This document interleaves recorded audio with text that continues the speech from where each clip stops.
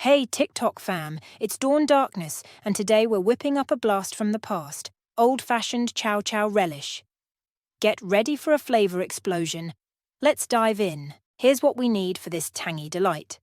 2 cups diced green bell pepper, 2 cups diced sweet red bell pepper, 1½ cups diced firm green tomatoes, 2 cups diced sweet onion, 1½ cups diced green cabbage, 1 tablespoon kosher salt, 3/4 cup. Into the skillet we go. Simmer water, salt, sugar, and this fantastic blend of spices. Now, add apple cider vinegar and bring it to a boil before tossing in all those colourful veggies. Reduce the heat to medium and let the magic happen. Cook and stir for about 5 to 10 minutes until those veggies become tender and soak up all that incredible flavour. Time to jar it up. Transfer this goodness into glass jars, pop it in the fridge, and watch the flavours mingle.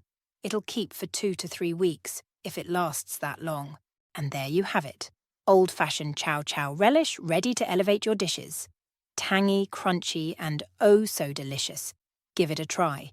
Double tap.